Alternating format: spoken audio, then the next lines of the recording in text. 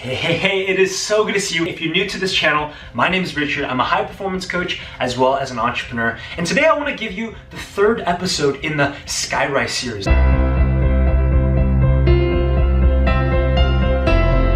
If you've never seen any of the episodes in the Skyrise series, I want you to pause this video right here. Actually pause this, because the first episode as well as the second episode explain everything about the series. And this episode actually will not make sense to you if you don't watch that. So I'd encourage you, pause the video, go watch the first as well as the second, and then come back to this one. Now, if you have watched the first and the second episode, this Skyrise series, as you already know, is dedicated specifically so that I can get a little bit more personal with you and share with you my story of the lessons, the failures, and the different things that I've learned on my entrepreneurial journey, as well as from my UCLA career while studying at the #1 public ranked university in the United States. And the whole purpose of this video is because I want to give you those clear, actionable takeaways that you can take away immediately from watching this video to make your life better, to help you build a more high performance life. And so we pick off from right where we ended on the last episode. I talked about how when I came back the summer between my second and third year, how I met the owner of Gymshark, how I went to Hillsong London and I discovered that I have to take a bigger risk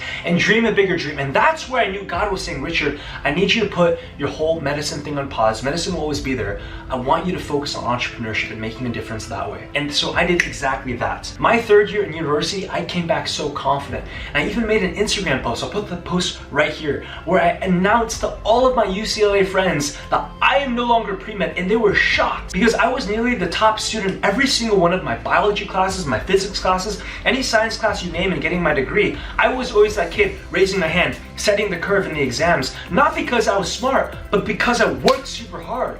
And people would literally tell me, Richard, are you sure? You're kind of crazy, man. You're giving up this amazing career in medicine, stable $250,000 a year job, prestige, comfort, stability, to do this entrepreneurship thing. And I knew it's not my choice. It's God's will for my life. And God says, Richard, I want you to be an entrepreneur. And so I knew I'm going to put medicine on hold and I'm going to take that risk and dream a little bit bigger. And so my third year in university, as soon as I came back on fire, so excited to build my business. And the first business that I built, Generosity Designs, a jewelry company, I started building and building and building, and I actually grew out my sales team of that company to over 15 universities, at least one team member at every university selling jewelry to the sororities at those campuses. But there was just one problem. There were a lot of operational problems that were starting to occur because the organization was becoming relatively large.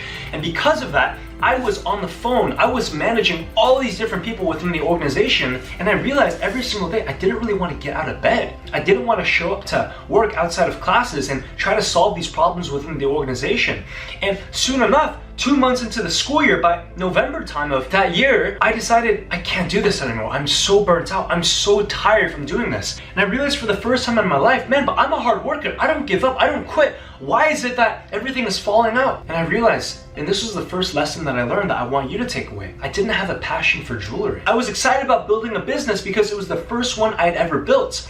I was excited because of novelty. I wasn't excited because I was actually passionate. And there's a big difference between novelty and passion. Do you understand what I'm saying? Novelty is when you try something new. You start a new business, you date a new girl, you go take a new class. You might not actually be interested or truly care about that thing, but you're just so passionate because it's new, right? But it's not true passion. About serving you through high performance, through helping you live a more impactful, high performance lifestyle, that wakes me up. I light up in the morning. You can see right now I'm so excited talking about this because that's a true passion of mine. But I didn't have that in the jeweler company, and that was why I ultimately failed.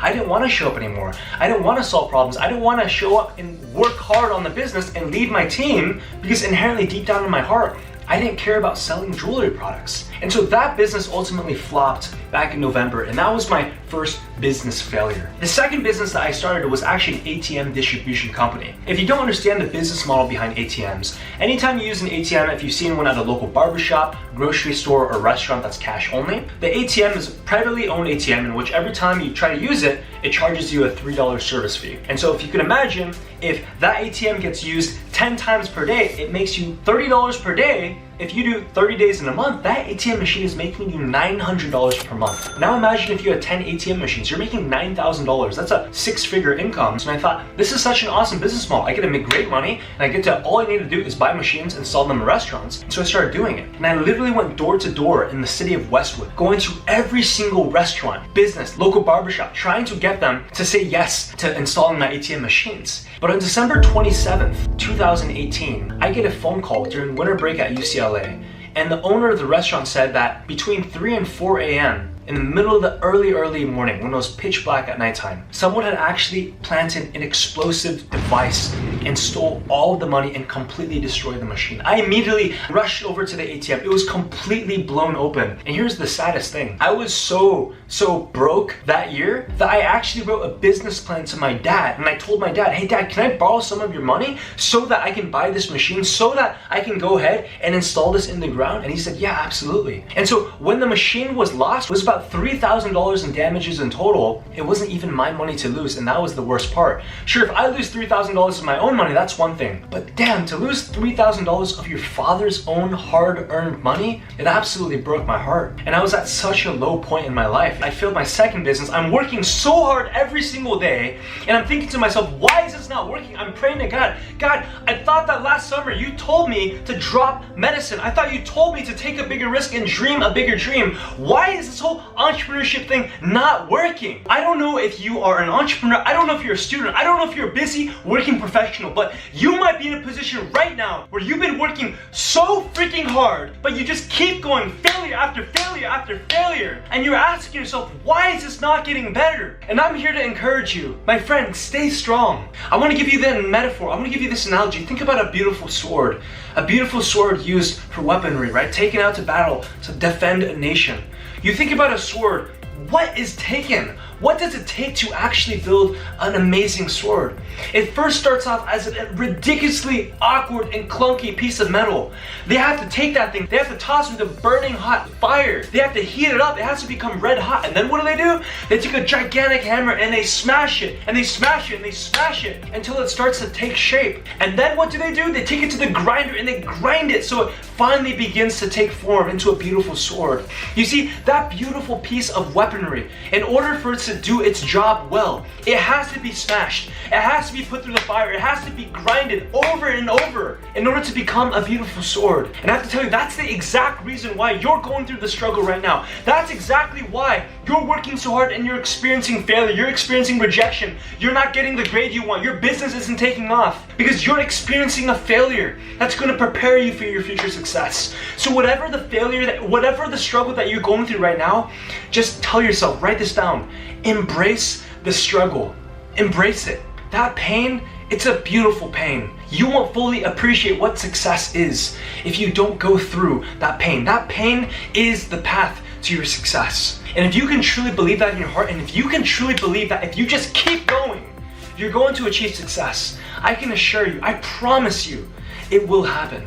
And my story goes even further. You see, my third business that I started, I realized, okay, if ATM doesn't work, let me transition into a different kind of business. I started an e-commerce business, e-commerce dropshipping. As I was building it, I wasn't achieving a lot of fulfillment because I realized, man, all I'm doing day by day is trying to make a dollar, trying to make an extra dollar off of selling random products online that aren't actually changing people's lives. And I have nothing against e-commerce. I have many good friends who do millions and millions of dollars on e-commerce. And so the lesson that I learned from that e-commerce business was, if you don't truly see the impact of what you're doing, it's going to be very difficult to succeed. Deep down in my heart, I just knew, man, something's not right. Like, I'm building this business every day, I'm making money, but I just don't feel fulfilled inside. I don't feel inside my heart that I'm truly serving people. And so that business, after some time, actually ended up failing as well. Not because I was incompetent, but because my heart wasn't driven to do it, because it wasn't lighting and fueling my fire of impact. And that right there is a high performance lesson, that whatever you do, okay, it doesn't have to being an entrepreneur, whether you choose to become a doctor, a lawyer, an engineer, whatever it is that you choose, all these jobs create impact, but I want you to pick the impact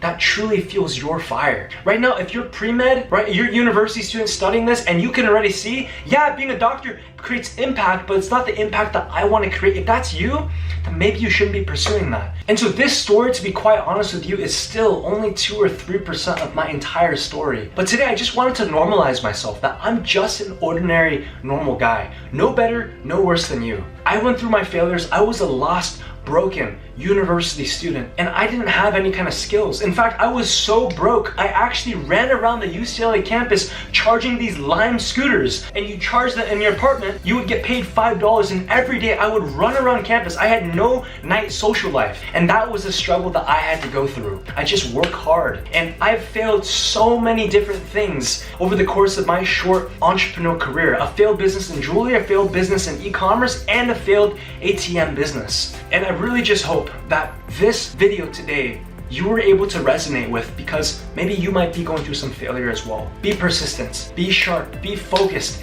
keep doing the hard things consistently, because those are the things that are gonna push you around that corner, to push you over that hilltop so that you can finally start seeing some wins in your life. All right, so drop a comment down below if you enjoyed this video. And hey, I also wanted to let you know that this coming Saturday, I'm actually hosting a free live masterclass. It's called Discover the 3 Secrets of How to Double Your Productivity while Shaving Off 12.5 hours of your work week. So many success stories I'm just gonna put up here of how many students, entrepreneurs, high school students, college students, and even working professionals that have saved so much time going through this training program. And I'm gonna be giving you a lot of these actionable steps. And just to give you an even extra bonus, I'm actually gonna be giving you my high performance planner. This is something my paying high performance coaching clients pay me a lot of money in order to learn this. I'm actually gonna be showing you how to structure out your day and plan out your day with this free planner. And you're gonna get this worksheet when you attend this masterclass. And then also on the back side, oh my gosh, this is so valuable. You're gonna get access to my exact schedule, what my day looks like day to day. And I'm actually gonna be explaining how I structure my day so that I have maximal output while minimizing the amount of time wasted. So this is gonna be for free for you if you attend Saturday's masterclass. And so if you haven't already, click that first link down below. Over 1,500 people have already registered, and I don't want you to miss out and get left behind. All right, so do yourself a favor, go ahead, register. It's gonna be held at 2 p.m. Eastern Standard Time on Saturday, and I cannot wait to see you on that masterclass and serve you on that as well.